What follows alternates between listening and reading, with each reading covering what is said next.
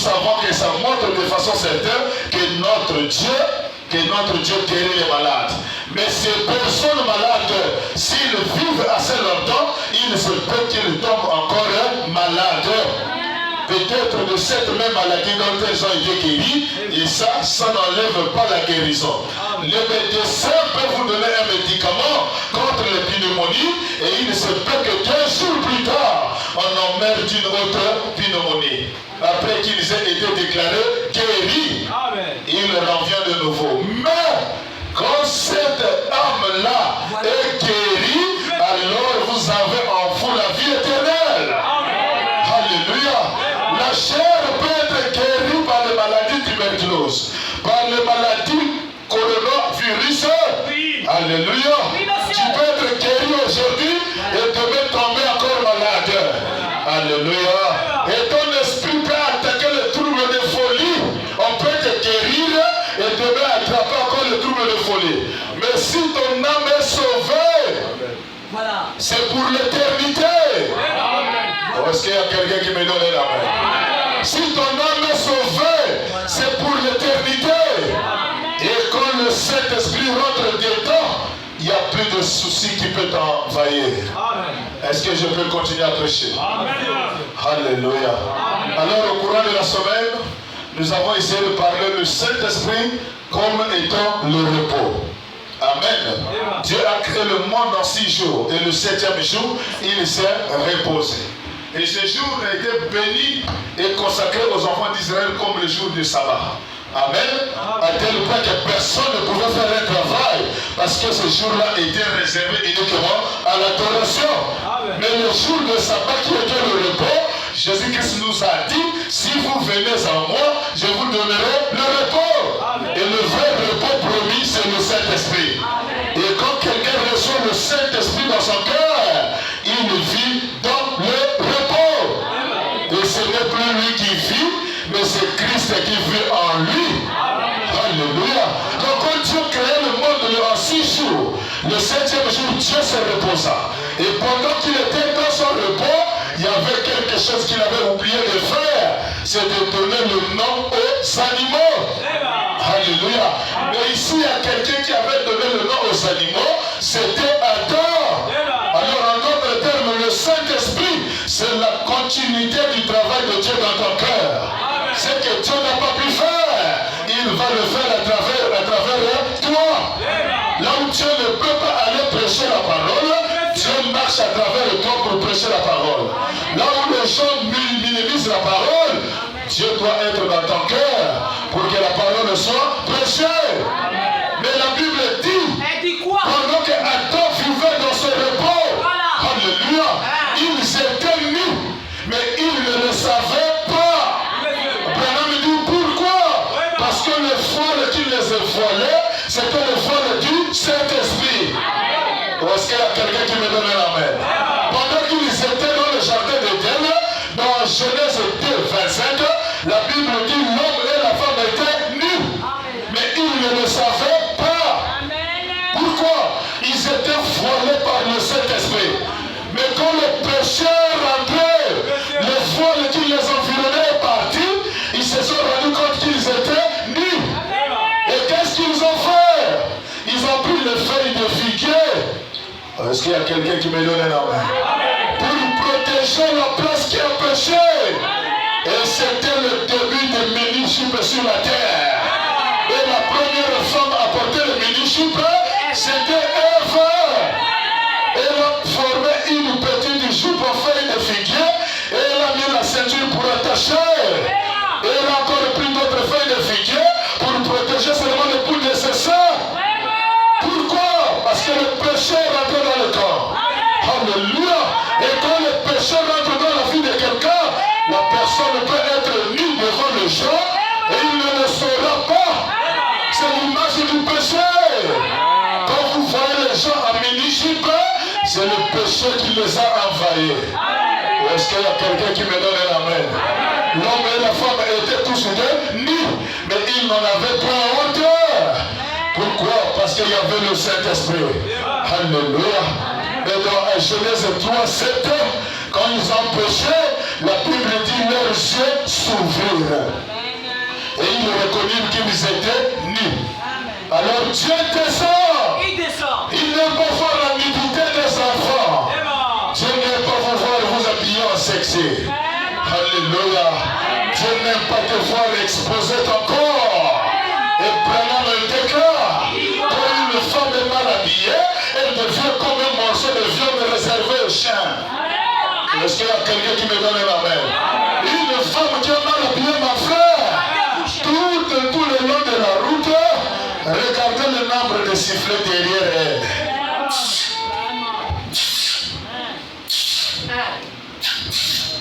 Et elle aussi, elle est contente. Où est-ce que vous êtes là? Elle s'habille comme ça pour avoir le client. Et quel genre de client que tu auras? C'est les gens qui ont le même esprit que toi. Alléluia. On déclare, une femme mal habillée, c'est comme un morceau de viande réservé aux chiens.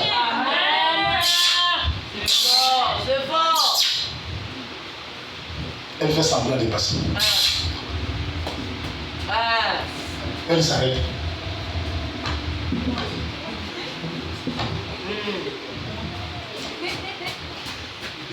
Il boucle. Hein? Donne-moi ton numéro de téléphone. Moi, je suis déjà occupé. Branham m'a dit, quand une femme est déjà tombée amoureuse, elle commence à couper l'herbe.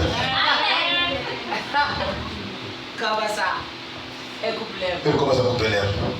Au lieu de partir, au lieu de fuir, elle est là en train de couper l'herbe. En train de gratter les têtes. Ça veut dire que frère, toi qui me dragues, continue. Alors lui aussi, comme il est loin des esprits de serpent, il commence à parler trop fort. Moi, quand je te vois là, je te vois comme une colombe. Je te vois comme quelqu'un qui n'utilise même pas les mêmes toilettes que nous on utilise là. Attends, dis-moi, toi ton papier génique là, tu trouves ça où? Quand je te vois, tu es tellement spécial. C'est le serpent de la personne.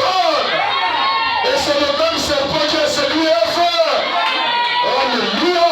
Il a dit, Dieu a-t-il réellement dit? C'est vrai que Dieu a dit. Mais quand Satan vient pour séduire, c'est des gens qui parlent le français raffiné. Est-ce qu'il y a quelqu'un qui me donne un amen? Le Branham ajoute encore, quand vous voyez une personne tomber dans le péché, en réalité ce n'est pas une nouvelle païenne ou un nouveau copain, c'est l'ancien copain de Kalakala qui viennent toujours sur ton chemin. Et cette fois-ci, quand tu le vois, il a changé. Oui. Quand tu la vois, la païenne, elle a changé. Voilà. Et le diable va la préparer bien ce jour-là avec des habits serrés et des revolvers bien tracés pour que le frère tombe comme une antilope. Alléluia. Mais celui qui a son couteau à l'intérieur, on ne le séduira jamais. Alléluia. Alors quand Ève est tombée dans le jardin d'Éden, ils se sont rendus compte qu'ils étaient nus. Mais la Bible dit les yeux de l'un et l'autre s'ouvrirent. Et ils reconnurent qu'ils étaient nus. Ayant cousu des feuilles de figuier, et ils en firent des ceintures. Voici le début de mini-jupe. Amen. C'est là où le mini-jupe a commencé. Toutes les parties du corps dehors. Amen. On cache seulement le bout de sang. Et même aujourd'hui, le diable est allé plus loin. Il a créé des habits qui laissent la poitrine dehors. Et les femmes font ça exprès aujourd'hui, frère. Ils tirent ça encore bien comme ça.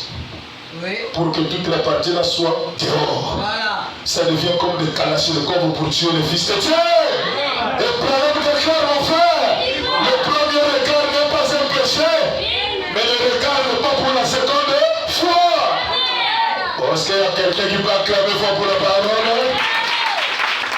Est-ce que vous aimez une telle parole?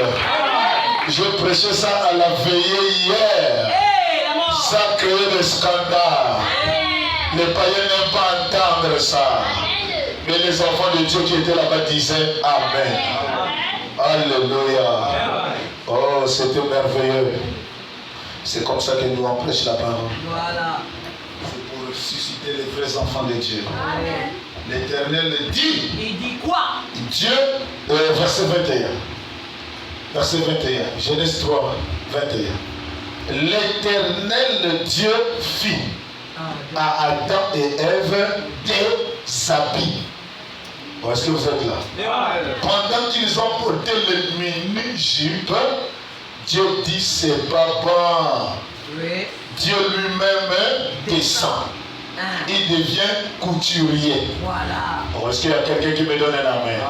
Et il fit à Adam et à sa femme des habits. Vous connaissez ce qu'on appelle habits? Là, je suis habillé dans des habits. Voilà. Amen. Amen. Je n'ai pas porté la petite soeur de la culotte, le petit frère du culotte. Non. Il y a des soeurs qui portent la petite soeur de la jupe. Amen. Donc, la jupe, elle arrive ici. Mais on va porter la petite soeur de la jupe. Elle est ici. Et elle est contente. Ça, c'est les chrétiens tout court. Mais quand Dieu descend, il fit à Adam et à sa femme des habits, des peaux. Dieu a fait quoi? Il les a habillés. Amen. Donc Dieu n'aime pas voir la nudité de ses enfants. Est-ce qu'il y a quelqu'un qui me donne la main? Ça, c'est ce que nous avons étudié dans la semaine. Amen. Pour ceux qui n'étaient pas là, le Saint-Esprit sur le repos. Le repos ne reste pas dans le vide. Dieu a placé le repos dans Adam. Et Adam, quand il avait reçu ce repos dans son cœur, il a nommé les bêtes. Il a appelé gorille, gorille. Il a appelé chat, chat. Il a appelé serpent, serpent. C'est Adam qui a donné ce nom aux animaux. Et Adam, c'est toi. Adam, c'est toi, ma soeur. Tu dois avoir la capacité de dominer sur le serpent parce que c'est toi qui l'as donné ce nom. Alléluia. Le Saint-Esprit, c'est quoi? Le Saint-Esprit, c'est une alliance. Voilà. Quand Dieu tisse l'alliance avec quelqu'un, en d'autres termes, je ne t'abandonnerai jamais. C'est comme un homme qui quitte son père, qui quitte sa mère pour s'attacher à sa femme. Amen. Dans le lieu sacré du mariage, le couple doit porter ce qu'on appelle l'alliance. Amen. Donc cette alliance ici signifie que celle-là ne peut pas m'abandonner et moi je ne peux non plus l'abandonner. Est-ce qu'il y a quelqu'un qui suit là-bas? L'alliance signifie tu ne me trahiras pas et moi je ne te trahirai pas. Donc quand Dieu te fait porter une alliance, quand Dieu te donne une alliance, ça veut dire que ce Dieu ne peut jamais t'abandonner. Alors il y a des frères qui ont mis les alliances dans le cœur de leur femme, mais l'alliance est restée fidèle. C'est un faux vœu. Et c'est une fausse alliance. Mais quand Dieu fait alliance avec quelqu'un, Dieu n'abandonnera jamais la personne. Quand Dieu te donne ce petit bouton dans le cœur, en d'autres termes, il a déjà fait alliance avec toi. La maladie ne peut plus te terrasser pour toujours. Tu seras attaqué, mais tu ne seras jamais vaincu. Tu auras des soucis, mais le souci ne t'emportera pas. Il y aura des difficultés qui viendront, mais cette alliance-là sera là pour te protéger. Est-ce qu'il y a quelqu'un qui me donne un amen? Alors Dieu a visité Abraham. Il dit Abraham, sors de la maison de ton père. Va dans un pays étranger que moi Dieu je te montrerai. Abraham a obéi à cette voix. Abraham quitte la maison de son père. Il va dans un pays étranger. Et dans ce pays étranger, il y a de nouveaux habitants là-bas. Les gens qui ont un nouveau comportement. Les gens qui ont une nouvelle vision de voir les choses. Est-ce qu'il y a quelqu'un qui me donne un amen? Et Dieu aussi pour te bénir, mon frère, tu dois quitter la maison de ton père. Tu dois quitter ton pays. Tu dois quitter ta patrie. Quel est le pays que tu dois quitter? Ce sont les habitudes et le système qui sont dans ce pays. Les patries, c'est quoi? Ce sont les coutumes traditionnelles de ta famille. Est-ce qu'il y a quelqu'un qui me donne un amen? Quelqu'un qui a ce petit bouton dans son cœur n'a plus des interdictions de choses qu'on ne mange pas. Et nous, dans notre famille, on ne mange pas la gazelle. Ça, c'est les gens qui n'ont pas ce petit bouton. Mais celui qui a ce petit bouton à l'intérieur, il mange tout. Mais il prie d'abord avant de manger. Est-ce qu'il y a quelqu'un qui me donne un amen? Abraham est sorti de son pays. Il se retrouve dans un pays étranger. En d'autres termes, il a obéi à la parole. Si mes paroles demeurent en vous, alors demandez ce que vous voudrez. Abraham a quitté le pays de son père. Il se retrouve dans un pays étranger. Alors quand Dieu a vu qu'Abraham a obéi à ce que Dieu lui a donné comme ordre, amen, Dieu descend, il lui donne un signe d'alliance. Genèse 17, verset 9. Amen. Genèse 17, verset 9. Genèse 17, verset 9. Abraham quitte la maison de son père. Il se retrouve dans un pays étranger. En d'autres termes, il a obéi à ce que Dieu a dit. Voilà. Alors Dieu doit lui donner un signe d'alliance. Voilà. Dieu dit à Abraham, toi, garde mon alliance. Toi et tes descendants après toi, selon leur génération. Amen. Selon leur génération. Dieu dit, c'est ici mon alliance que vous garderez entre moi et vous, et ta postérité après toi. Tout mâle sera circoncis. Amen. Donc Dieu dit à Abraham, comme tu m'as obéi, et tu es sorti dans la maison de ton père, tu as laissé les traditions, tu as laissé les mini-jupes, tu as laissé de draguer les femmes, tu as laissé de faire ce que je t'ai dit de faire, je ne peux pas te laisser comme ça. Il faut que je signe une alliance avec toi. Comme tous les habitants de la terre, les hommes ne sont pas circoncis, je vais te créer une brèche que le monde ne connaît pas.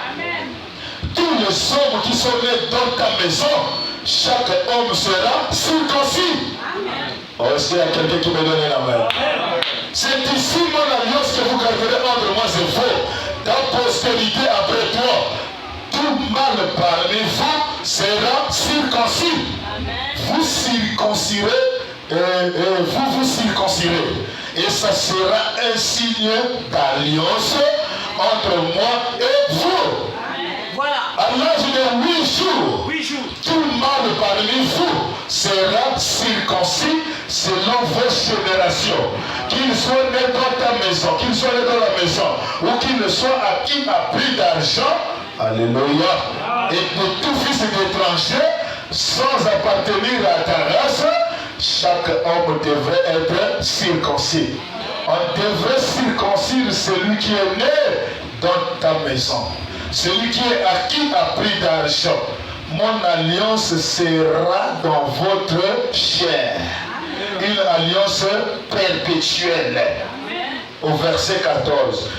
Un mâle, tout celui qui sait que c'est un frère qui n'est pas circoncis, qui n'aura pas été circoncis dans sa chair, sera exterminé au milieu de son peuple.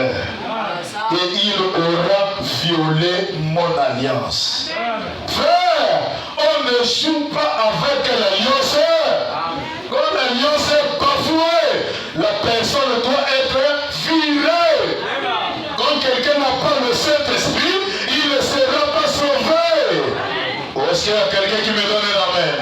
Donc au temps d'Abraham, le signe de quelqu'un qui a le Saint-Esprit, c'est la circoncision. Et pendant que cette formule est en train de donner à Abraham avait peut-être 100 ans.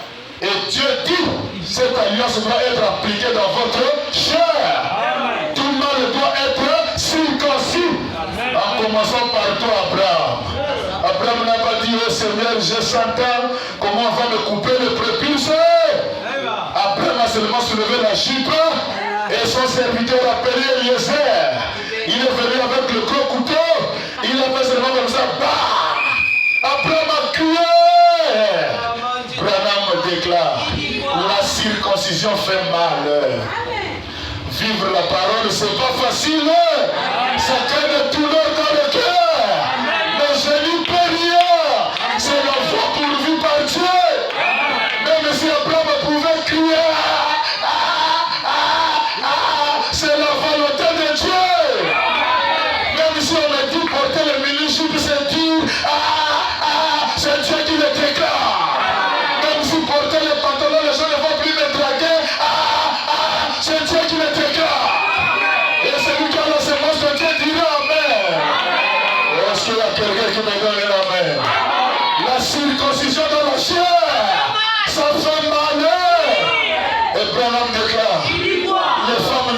circoncis à l'époque, ils ont été ainsi circoncis dans la vie de leur mari. Et quand une femme est mariée, elle reçoit le Saint-Esprit par la circoncision de son mari. Est-ce qu'il y a quelqu'un qui me donne la main? Oh, pourquoi la Bible déclare? Vous les femmes, soyez soumises à vos maris. Parce que tu seras sauvé par la circoncision de ton mari. Est-ce qu'il y a quelqu'un qui me donne la main? Est-ce qu'il y a quelqu'un qui peut acclamer fort pour le Seigneur Jésus? Alléluia. Abraham! Oui, monsieur! Oh, mais Seigneur! Moi j'ai 100 ans.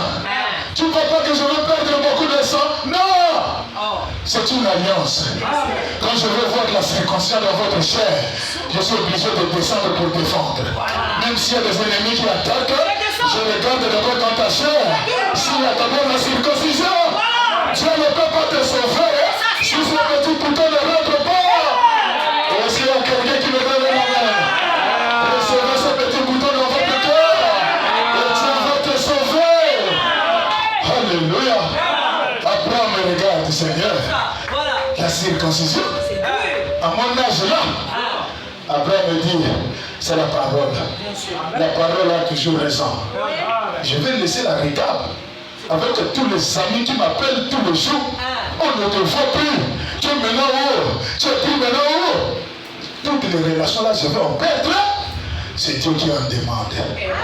Abraham a pris sa jupe, alléluia, sa tunique qu'il a fait comme ça. Waouh! Alléluia. Tous les ministères de l'intérieur dehors. Et il a appelé son serviteur le plus fidèle, Eliezer. Il dit, Eliezer, n'ayez pas honte. C'est la chose de Dieu. Et ça doit s'accomplir. Il a dit, s'il veut me sauver, je dois avoir ce signe dans ma chair. Alors comme c'est moi qui suis le pasteur, je dois d'abord être circoncis. Alléluia. Abraham, on a coupé le prépuce. Abraham,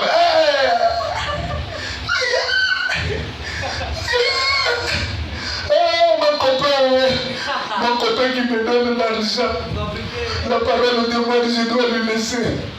Je vais manger quoi? Qui va me payer le crime? C'est la parole qui demande ça. Et si la parole te dit de te faire circoncis, il connaît le bénédiction qui sont cachés derrière la circoncision. Moi je dis seulement amen et j'avance. Abraham a circoncis tout le monde dans sa maison. Et tout le monde était circoncis. Alors quand Abraham est en train de marcher, il sait qu'aucune prière ne peut nous résister. Parce que nous sommes déjà un peuple d'alliance. Au milieu de nous, il n'y a plus de sourds. Au milieu de nous, il n'y a plus de gens qui forniquent. Au milieu de nous, il n'y a plus de masturbateurs. Au milieu de nous, il n'y a plus de gens qui suivent la pornographie. Est-ce qu'il y a quelqu'un qui me donne un amen? Au milieu de nous, il n'y a plus des enfants qui volent l'argent de leur mère. Est-ce qu'il y a quelqu'un qui croit ça? La circoncision. Alors le signe est resté dans la chair. Et un jour, Dieu croise un homme qu'on appelle Moïse. Moïse rencontre Dieu. Il voit la colonne de feu. Dieu parle à travers le feu. Il dit, Moïse, va me délivrer mon peuple qui est circoncis en Égypte. Ils sont là-bas chez Pharaon. Pharaon en train de les tuer, en train de les tourmenter. Moïse descend. Moïse, pendant qu'il est en train de parler avec Dieu, il est où? En Égypte. Il a déjà fait 2 enfants avec une femme qu'on appelle Séphora. Est-ce que vous êtes là? Moïse rencontre la colonne de feu. Il vient voir Séphora. Chérie, bien que j'ai fait 40 ans en Égypte avec toi, je dois retourner chez moi. Aller délivrer mon peuple. Séphora dit, oh, mais quand Dieu appelle l'homme, il appelle la femme. Et comme il appelle la femme, il appelle aussi les enfants. Alors Séphora monte sur son chameau et le mari avec les enfants sur les chameaux. Ils sont en train de partir. Pour aller délivrer les gens qui sont circoncis dans la chair. Est-ce qu'il y a quelqu'un qui me donne un amen? Exode 4, verset 24. Exode 4, verset 24. Pendant que Moïse était en train de marcher sur son chemin, lui, il était déjà circoncis dans sa chair. En d'autres termes, il avait une petite lumière dans son cœur. La femme de Moïse, Séphora, avait aussi cette petite lumière dans le cœur. Parce que quand le mari est circoncis, la femme automatiquement reçoit la circoncision. Amen. Mais les enfants qui sont nés de Moïse, ils ont oublié de les circoncire. Est-ce que vous êtes là? Pendant le voyage, à un lieu, Moïse voulait se reposer pour passer la nuit. L'Éternel descend pour tuer Moïse. Est-ce qu'il y a quelqu'un qui me donne un amen? Pendant le voyage en un lieu, Moïse passa la nuit. L'Éternel l'attaqua et voulut le faire mourir.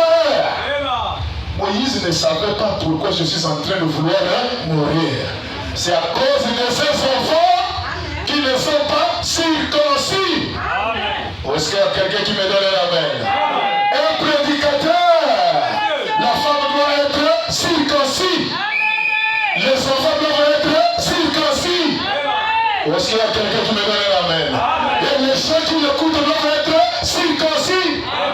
Et si les enfants ne sont pas circoncis, ça va causer des troubles sur le ministère de papa. Est-ce qu'il y a quelqu'un qui croit ça? Pendant que Dieu descend pour tuer l'homme qui a la lumière dans son cœur, à cause des enfants. Voilà pourquoi il faut veiller sur la vie de vos enfants. Tu peux rentrer dans la chambre en train de dormir, rentre avec la télécommande dans la chambre. Il y a des enfants suspects et numéro 1 qui peuvent revenir au salon pour suivre les choses bizarres. Et papa doit veiller sur tout ça là. Veiller sur le téléphone des enfants. L'enfant n'a pas le droit de dormir dans sa chambre avec le téléphone Android. À partir de 19h, on récupère tous les téléphones Android. Et papa doit dormir avec ses téléphones Android.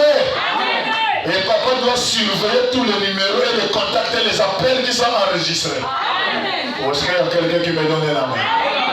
Séphora, la femme de Moïse, pendant qu'il est en train de voir le mari succomber, le mari est en train de mourir, l'ange de l'Éternel descend. Il voit la femme. Branham déclare, la femme doit être vigilante pour sauver la vie de son mari. Est-ce qu'il y a quelqu'un qui me donne la main? Oh non, moi mon mari, je ne lui fais pas la jalousie. Même ici le tombe, il n'a qu'à tomber. Une vraie femme doit veiller sur son héritage. Est-ce qu'il y a quelqu'un qui me donne la main? Est-ce que vous aimez une telle parole? Est-ce que vous voulez que je continue ou bien j'arrête? Ici, ce n'est pas l'église catholique. Ici, c'est le message révélé du temps de la femme. C'est la parole faite chair. Et ce que je te prêche là, tu pars dans les églises éveillées. Tu vas comprendre que les chants sont du matin jusqu'au soir. Alléluia, alléluia. Fini. Quand le prédicateur vient, Jean chapitre 5, tu sens qu'il n'y a même pas l'engouement dans la parole. Oh, la parole doit être engouée. Quand la personne écoute, il sent le changement dans le cœur. Il sent comme ici une fraîcheur qui l'environne. Il sent comme ici, oh Seigneur, si je ne meurs pas là, vraiment pardonne-moi encore. Séphora prit une pierre aiguë. En d'autres termes, une pierre bien tranchante. Alléluia, la pierre bien tranchante. Il a appelé les enfants, venez ici, amenez-moi vos choses là. Alléluia. Il a pris le prépuce des enfants, il a mis ça sur le caillou. Il a coupé, papa. Guérison. C'est l'enfant pourvu par Dieu. Séphora a coupé le prépuce, bas. Il a ramassé le morceau qui est en train de saigner. Il vient jeter ça au pied de Moïse. Bah. Dès qu'il a jeté ça au pied de Moïse, la mort qui voulait frapper Moïse, la mort est partie. Frère, vous pensez que la circoncision, on joue avec ça? Hein? Sans le Saint-Esprit, ma soeur, mon frère, viens pour toi à l'église, chante les cantiques individuels. Tu ne rentreras pas. Si dans l'Ancien Testament, les gens ont crié, toi aussi tu dois crier pour vivre. On doit crier. On doit souffrir. On doit dire, Seigneur, si tu n'étais pas venu, je n'allais pas être là. Pourquoi quand tu as jeûné, tu dis, oh Seigneur, si j'étais encore dans le monde jusqu'à aujourd'hui, j'allais peut-être avoir le sida. Mais gloire soit rendue à toi. Si tu n'étais pas venu, je mourrais dans le sida. Si tu n'étais pas venu, je mourrais dans le bar. Si tu n'étais pas venu. Alléluia. Mais avant de dire ça dans ta prière, il y a des combats. Hein? C'est pas facile. Hein? Sephora prit une pierre. Il fallait une maman courageuse. Branham me dit Sephora était une femme de caractère. Elle ne jouait pas. Quand c'est pas la vérité, c'est pas la vérité. Sephora n'aime pas des choses de fille confiante. Non! Est-ce qu'il y a quelqu'un qui me donne la main? Sephora veille sur la vie des enfants. Sephora veille sur le comportement des enfants. Toi tu rentres à cette heure-ci, pourquoi? Branham me dit la femme est le pasteur de la maison pour veiller au comportement des enfants. Voilà Sephora qui a sauvé la vie de son mari. Une femme de caractère. Il surveille ce que les enfants suivent dans la radio, dans les téléphones, dans les séries télévisées. Est-ce que vous êtes là? Quel genre de dessins que les enfants suivent? Il y a des dessins où il y a le diable qui est en train de suivre les autres. Et quand l'enfant dort la nuit, il fait que des cauchemars. Il reçoit des choses là où? Dans les dessins animés. Dans les dessins animés, là où il y a des crocodiles qui mangent les autres. L'enfant aussi commence à crier dans le sommeil. Maman, j'ai revu le crocodile qui a voulu me manger. Branham déclare, vous devenez ce que vous entendez et ce que vous voyez. Et ce que vous voyez plus finira à influencer votre vie. Amen. Et qui doit veiller sur ça? Sephora. Parce que papa, il est au travail du matin jusqu'au soir. Il part pour vous chercher l'argent. Mais toi, la Sephora qui reste à la maison, tu ne connais pas où les enfants partent jouer là-bas. Ils ne sait pas s'ils ont déjà perdu même la virginité. La maman ne connaît pas. Il y a quelque chose qui ne fait pas dans la maman. La maman doit être au courant si l'enfant est vierge et l'enfant n'est plus vierge.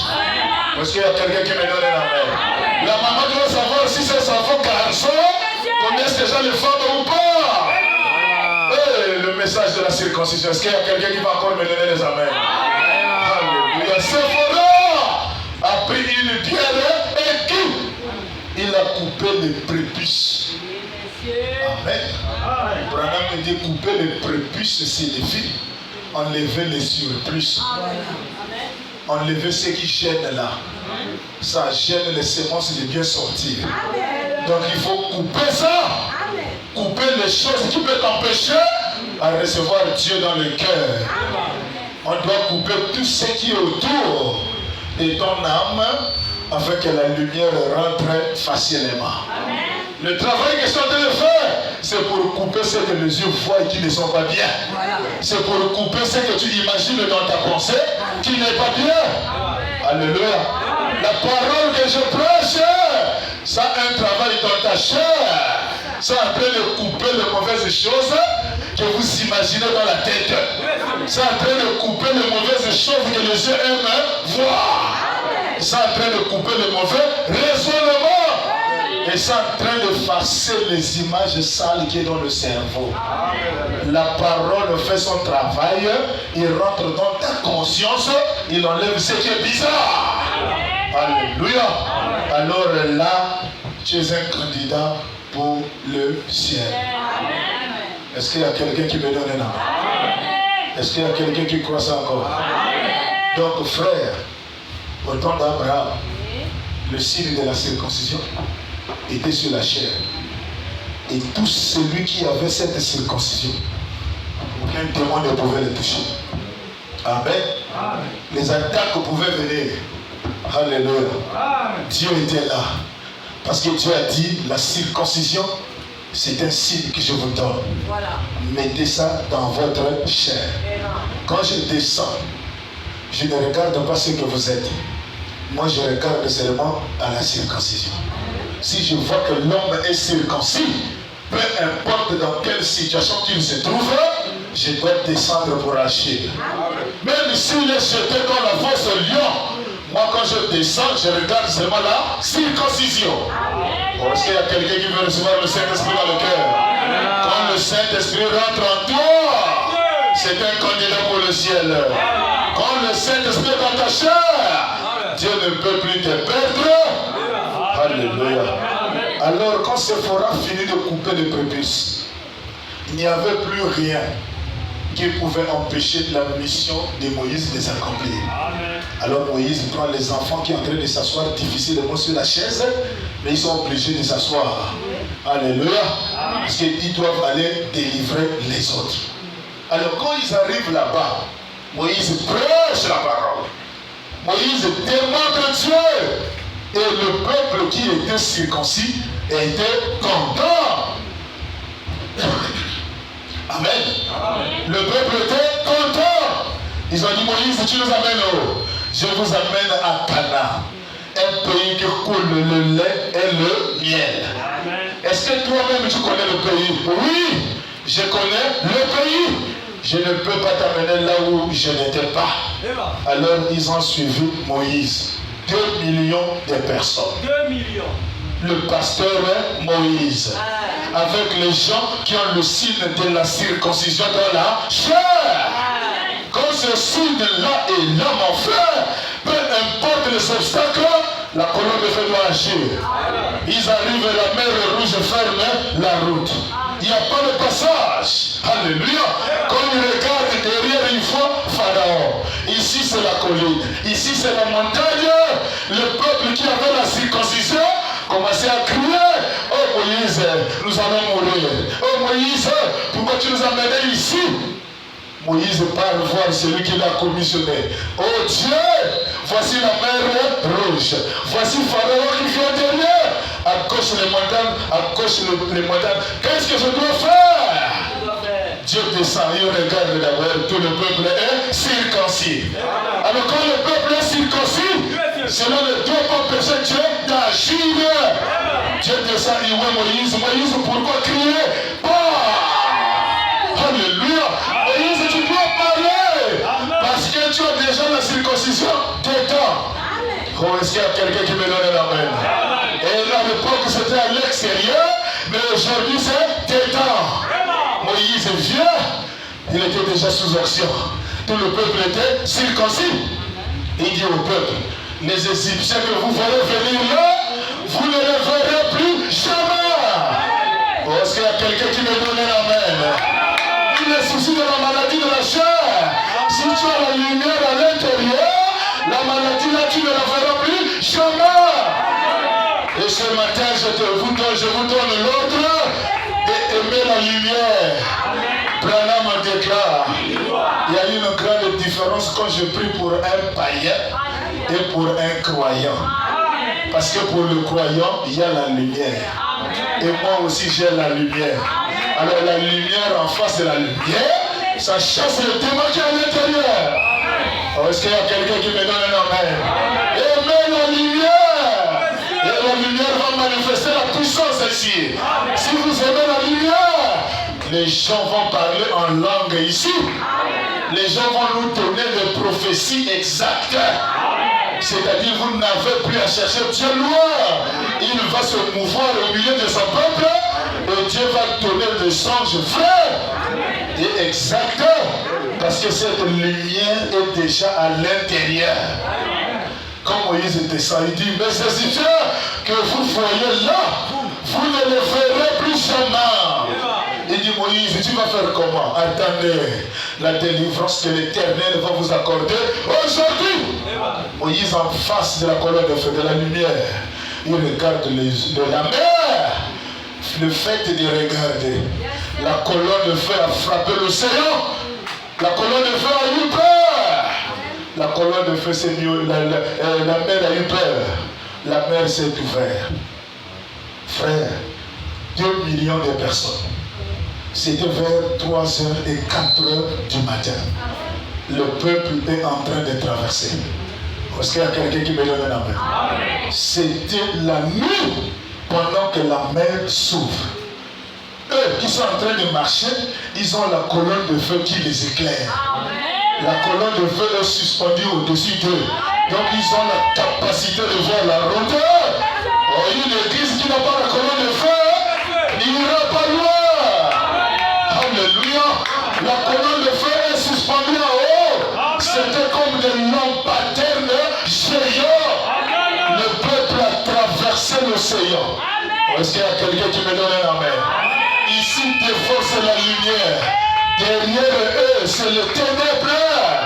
Alléluia. Pendant qu'ils ont fini de traverser, la lumière aussi est partie de leur côté. Et quand Pharaon arrive, c'est pas l'obscurité. Est-ce qu'il y a quelqu'un qui me donne un amen? Le boulevard était tellement géant.